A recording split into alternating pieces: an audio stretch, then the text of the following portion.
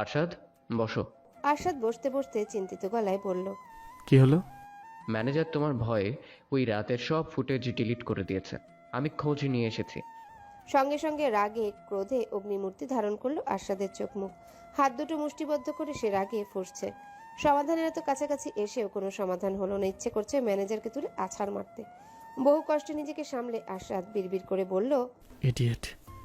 হিমেল খেয়াল করলো আরশাদের পকেটে থাকা ফোনের রিংটোন সেই তখন থেকে বেজে যাচ্ছে। আরশাদের সে নিয়ে কোনো মাথা ব্যথা নেই। এক মনে চিন্তিত ভঙ্গিতে কিছু একটা ভেবেই যাচ্ছে সে। হিমেল বলল, তোমার ফোন তো সেই তখন থেকে বেজেই যাচ্ছে। কথাটায় আরশাদের ধ্যানভঙ্গ হলো।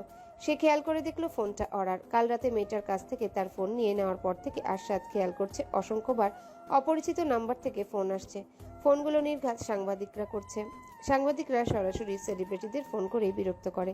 আরশাদের নম্বর কারো কাছে নেই বলে অরাকে ফোন করছে। আরশাদ রিসিভ করলো ফোন।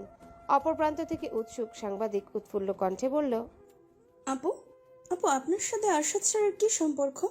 আপনারা কি প্রেম করছেন? কতদিন ধরে চলছে আপনাদের সম্পর্ক? আরশাদের গা বেয়ে প্রবল হাওয়া বয়ে গেল। যে জিনিসটা সে একেবারেই পছন্দ করে না সেই জিনিসের মুখোমুখি তাকে বারবার হতে হয়। এই সাংবাদিক জাতির তার ব্যক্তিগত জীবন নিয়ে কৌতূহলের শেষ নেই। আরশাদ দাঁতে দাঁত চেপে বলল, সেলিব্রিটিদের পার্সোনাল লাইফ নিয়ে খুব আগ্রহ, তাই না? সাংবাদিক অপর প্রান্ত থেকে হড়বড় করে বলল, স্যার, সরি স্যার। আর কোনোদিন যদি এই নাম্বারে ফোন করতে দেখি তাহলে তোমার খবর আছে। তোমার চাকরি খেয়ে ফেলতে আমার 1 সেকেন্ডও সময় লাগবে না। আরশাদ ফোন কেটে দিল।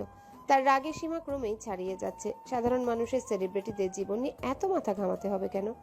আরশাদ তাদের জন্য বছরে 2-3টা সিনেমা করে। তাদের কাজ সিনেমা দেখা। ব্যক্তিগত জীবনে আরশাদ কাকে ডিভোর্স দিচ্ছে, কাকে কোলে নিয়ে বেড়াচ্ছে, এই নিয়ে মানুষের এত মাথা ব্যথা কিসের? হিমেল শান্ত ভঙ্গিতে বলল, কাম ডাউন আরশাদ, সবসময় এমন উত্তেজিত হলে কি করে চলবে?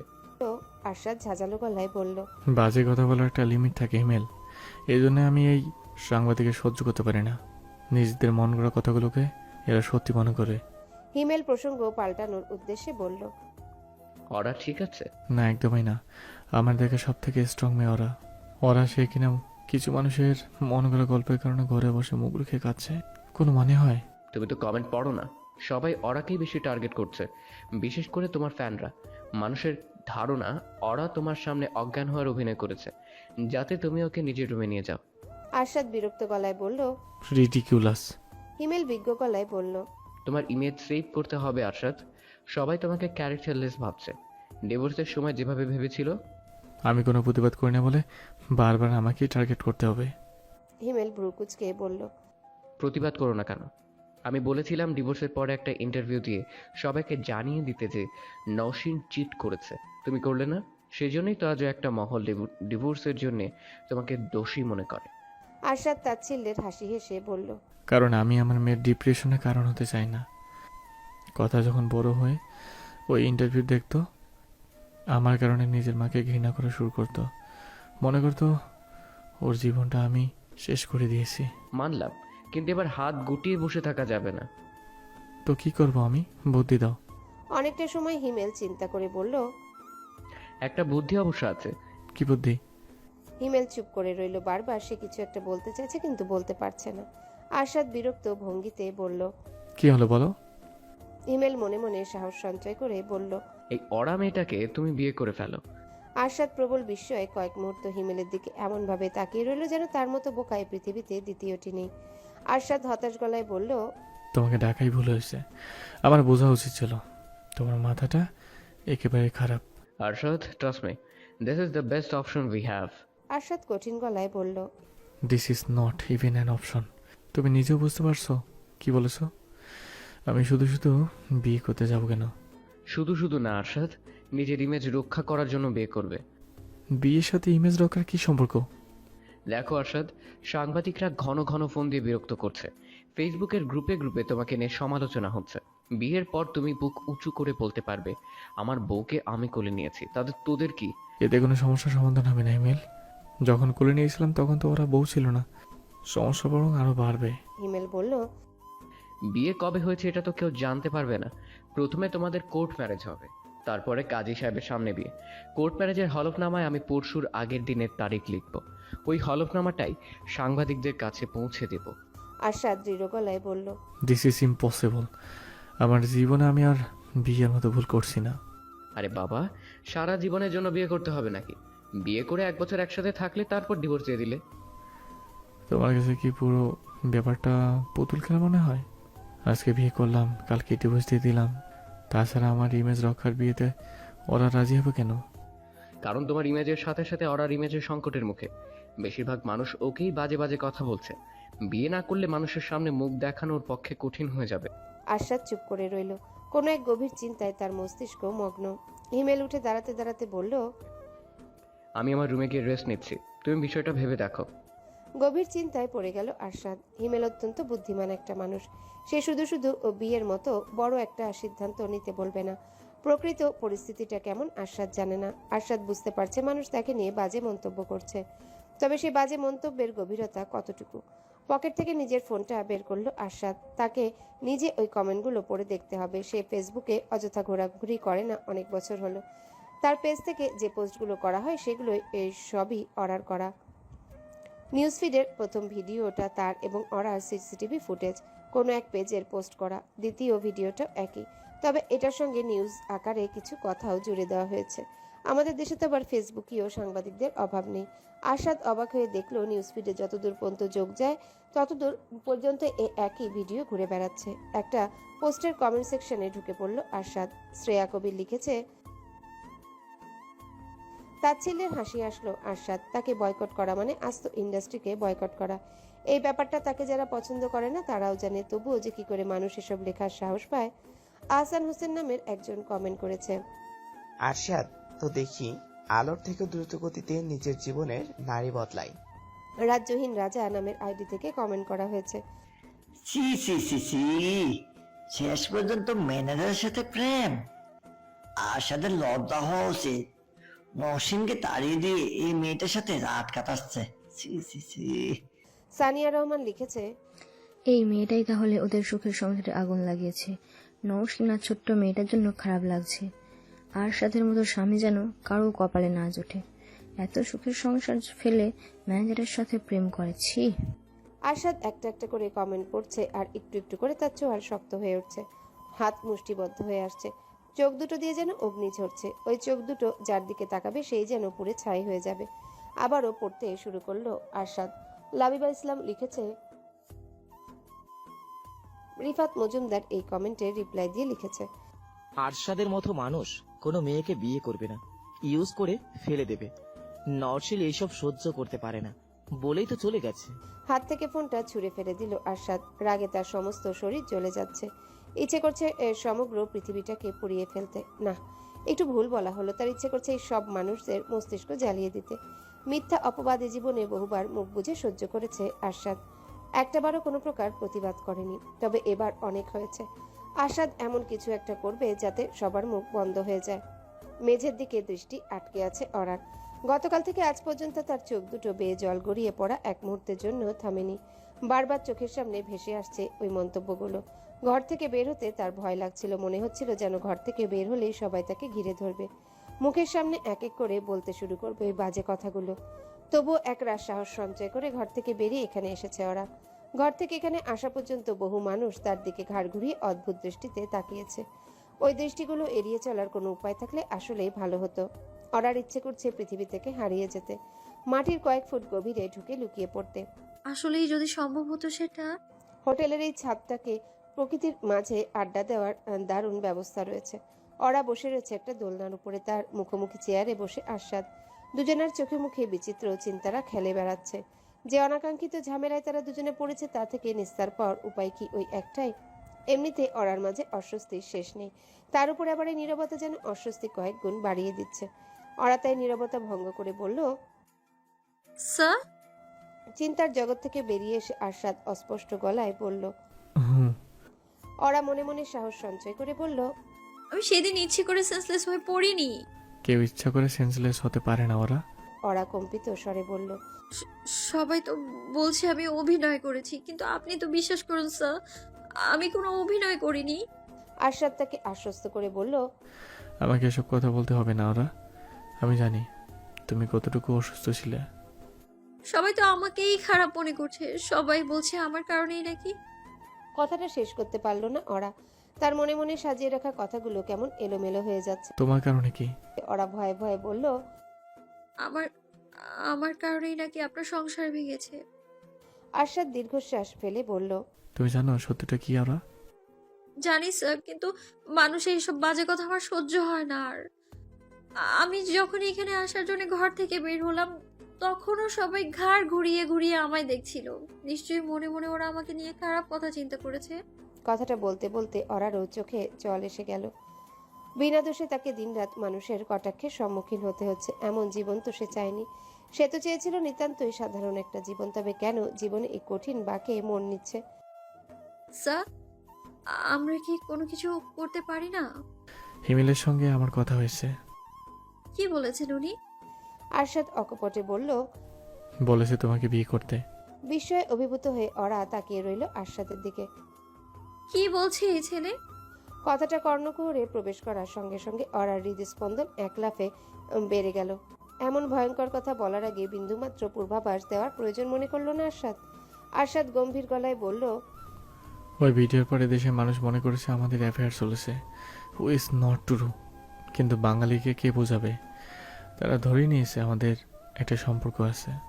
আর এদেশে বিয়ে ছাড়া একটা সম্পর্কের কোনো বৈধতা নেই। তাই বিয়েই একমাত্র অপশন। এটা এমিলের ভাষ্য, আমার না। অরা কম্পিত স্বরে বলল, আর আপনার ভাষ্য? আমি জানি না ওরা, আমি কিছুই বুঝতে পারছি না। ইমেল বলেছে বিয়ের পর সাংবাদিকদের জানাবে। ওই ঘটনার আগের দিন আমাদের বিয়ে হয়েছিল, যাতে ওই ঘটনা নিয়ে কেউ কোনো প্রশ্ন তুলতে না পারে। বিয়ের পরে 1 বছর মিডিয়ার সামনে এনে এমন একটা ভান করতে হবে যে আমরা বিবাহিত। 1 বছর পর ডিভোর্স নিয়ে নিতে।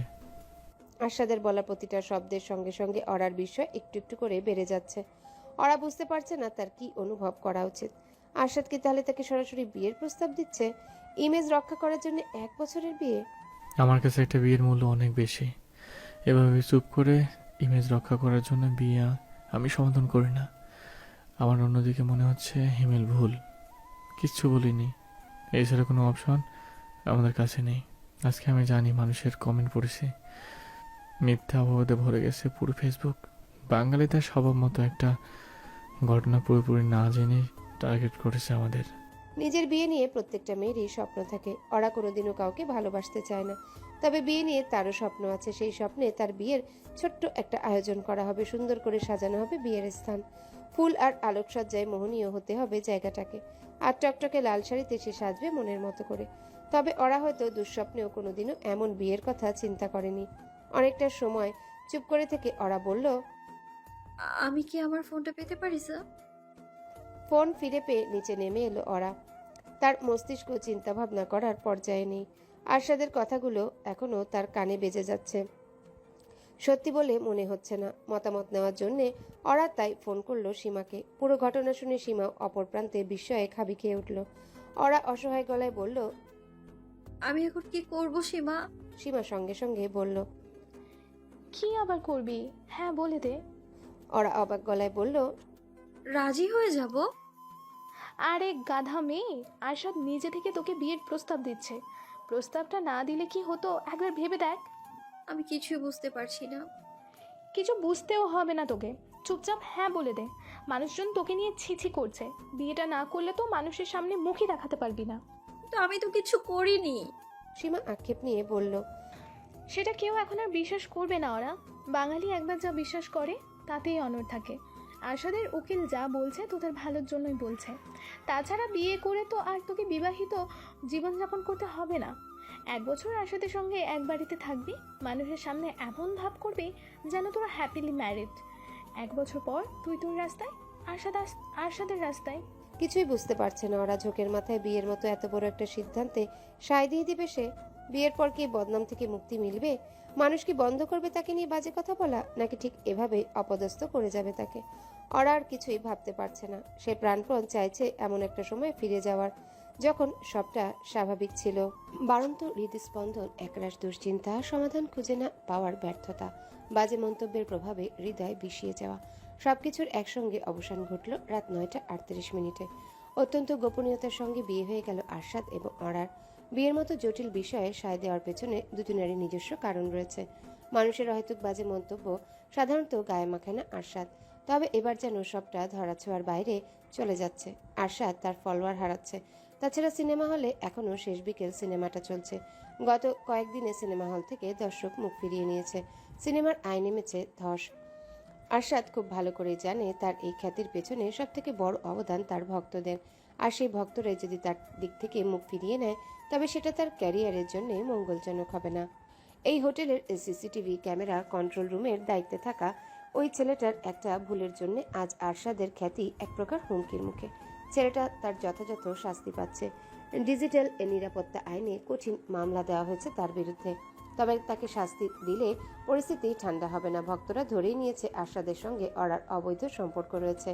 আর বাঙালি যখন একবার কিছু ধারণা করে নেয় তখন সেটাই দৃঢ়ভাবে বিশ্বাস করতে থাকে।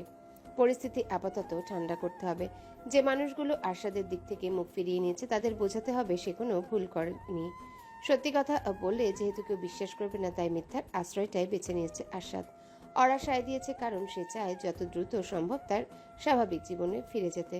যে জীবনে কেউ তাকে সমালোচনার পাত্রী বানিয়ে দেবে না, তাকে নিয়ে বাজে মন্তব্য করবে না, তাকে খারাপ মেয়ে ভাববে না। বিয়ের পুরোটা সময় আরশাদের মনে হচ্ছিল কোনো সিনেমা শুটিং চলছে আর সে সিনেমায় অভিনয় করছে। সিনেমায় যেমন স্ক্রিপ্ট থাকে, পরিচালক থাকে, এখানেও আছে। তাদের বিয়ের স্ক্রিপ্ট লিখেছে হিমেল, পরিচালনাও সে করেছে। হিমেল চমৎকার কাজ করেছে। অতি উৎসুক সাংবাদিক এবং হুজুকে গা ভাসিয়ে দেওয়া জনগণের উদ্দেশ্যে সে পরপর কতগুলো বোমা ছুড়ে মেরেছে। সবার আগে আরশাদ এবং অরার কোর্ট ম্যারেজ হয়। হলফনামায় হিমেল 4 দিন আগের তারিখ লেখে। ভাবটা এমন যে যেদিন তারা সিলেটে আসে সেদিনই তাদের বিয়ে হয়েছে। এরপর সেই হলফনামার ছবিটা ভাইরাল করে দেয় হিমেল। এটাই তার প্রথম বোমা। কোর্ট ম্যারেজের হলফনামায় স্বাক্ষর পর্ব শেষে কাজী সাহেবের সামনে তাদের বিয়ে হয়। দ্বিতীয় বোমা হিসেবে কাজী সাহেব তাদের বিয়ে পড়াচ্ছে এমন একটা ছবি ভাইরাল করে দেয় হিমেল। এই দুটো বোমায় ইতিমধ্যে ইন্টারনেটে তখন উত্তপ্ত।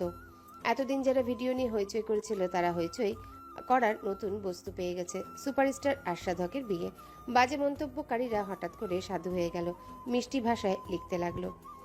আরশাদ বিয়ে করে আমাদের আগে জানালেই পারতো। বউকে লুকিয়ে রাখতে গেলে কেন? শুধু শুধু মানুষের বাজে কথা শুনতে হলো বেচারিকে। তৃতীয় বোমা হিসেবে হিমেল অরাকে দিয়ে একটা ইন্টারভিউ দেওয়ায়। অরা সাংবাদিকদের মুখোমুখি হতে চায়নি তাই ফোনের মাধ্যমে ইন্টারভিউ দেয় সে।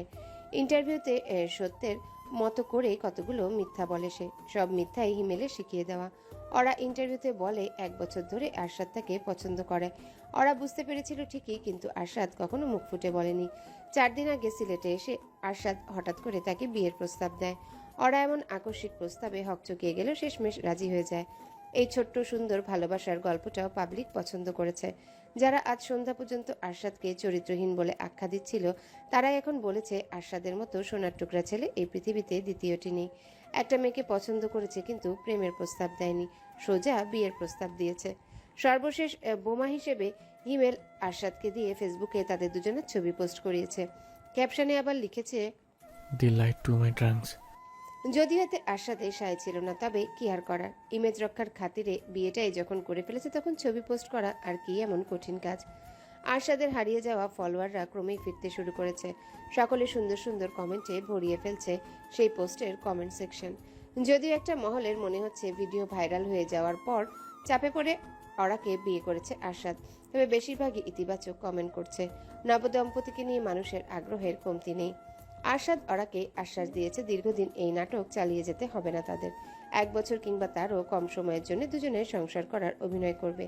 অরা আরশাদের বাড়িতে থাকবে, পুরো পৃথিবী মনে করবে তারা সুখী দম্পতি। 1 বছর পর দুজনেই ডিভোর্স নিয়ে আলাদা হয়ে যাবে। সবাই জানবে দুজনার সম্মতিতে মিউচুয়াল ডিভোর্স হয়েছে।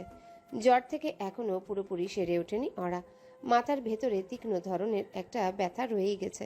তার উপরে আবার এই 2 দিনে প্রচুর ধকল গেছে মেয়েটার উপর দিয়ে। বাজে বাজে ওসব মন্তব্য পড়ে বিষিয়ে গেছে তার মনটা। সেই সাথে আবার বিয়ের এই বাড়তি ধকল, সব মিলিয়ে প্রচন্ড ক্লান্ত অরা। কোনো ভাবনা চিন্তা করার পর্যায়ে নেই তার মস্তিষ্ক। বিয়ের আনুষ্ঠানিকতার পর আরশাদের সঙ্গে আর কথা হয়নি তার। আরশাদ যথারীতি গম্ভীর ভঙ্গিতে নিজের ঘরে চলে গেছে। অরাও ফিরে এলো তার ঘরে। মাথাটা ভন ভন করে উঠছে। বিচিত্র ক্লান্তি ছেয়ে গেছে সারা শরীরে। ঘরে এসে ফ্রেশ না হয়ে বিছানায় গা এলিয়ে দিল অরা। তার জীবনের সব থেকে বড় ঘটনা আজ ঘটেছে, অথচ সেসব নিয়ে কোনো প্রকার চিন্তা ভাবনা নেই অরার মাঝে। এই মুহূর্তে তার ইচ্ছে করছে সারা জীবনের জন্য ঠিক এভাবেই ক্লান্ত ভঙ্গিতে বিছানায় পড়ে থাকতে। চুপটি করে সে হারিয়ে গেল ঘুমের রাজ্যে। পরদিন সকালে অরার ঘুম ভাঙল আরশাদের ফোনে। অরা ফোন রিসিভ করতেই আরশাদ থমথমে গলায় বলল, ওরা এখনই এসে আমার সঙ্গে দেখা করো। এক লাফে উঠে বসলো অরা। আরশাদের সূক্ষাতি সূক্ষ্ম কোনো নির্দেশও কোনোদিনও অমান্য করেনি সে, আজও করল না। বাথরুমে গিয়ে চোখে মুখে জল দিতে অরার মনে পড়ে গেল কাল রাতের ঘটনা, তার বিয়ের ঘটনা। অদ্ভুত ব্যাপার, সদ্য ঘুম থেকে উঠে আরশাদের সঙ্গে কথা বলার সময় অরার মাথা থেকে বিয়ের ব্যাপারটা উড়ে গিয়েছিল।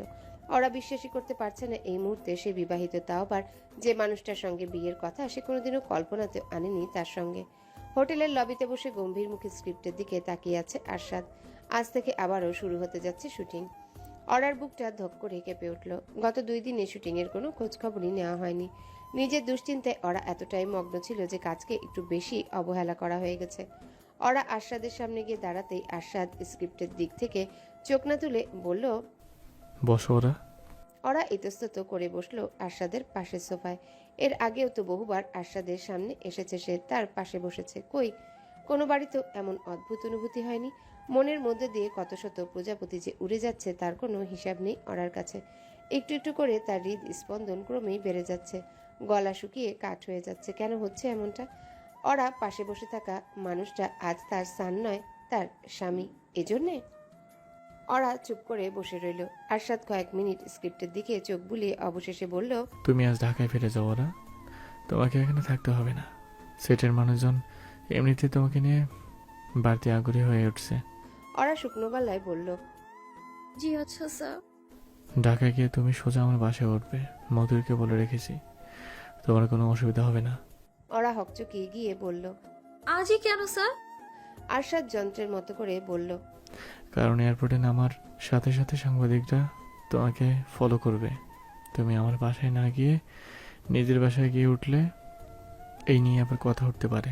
অরা ছোট্ট দীর্ঘশ্বাস গোপন করে বলল, আচ্ছা। ঢাকা গিয়েও তুমি ডিরেক্টর আর টিমের সাথে যোগাযোগ রাখবে। প্রতিদিন রাতে পরের দিনের শিডিউল আমাকে পাঠিয়ে দেবে। মনে মনে হাঁপ ছেড়ে বাঁচল অরা। তার জায়গায় অন্য কেউ থাকলে হয়তো ঢাকায় বসে কাজ করতে হবে শুনে দুঃখে শেষ হয়ে যেত। অরা বলেই খুশি হচ্ছে। কাজ ছাড়া জীবনযাপন করা তার পক্ষে একেবারেই অসম্ভব। আরশাদ আবারও বলল, যাদের সঙ্গে মিটিং ফিক্স করেছো তাদের কাছে ফাইনাল ডেটটা পৌঁছে দেবে। আর যাওয়ার আগে মিটিংয়ের শিডিউলটা কোনো মতে আমার ল্যাপটপে পাঠানোর ব্যবস্থা করো। জি স্যার।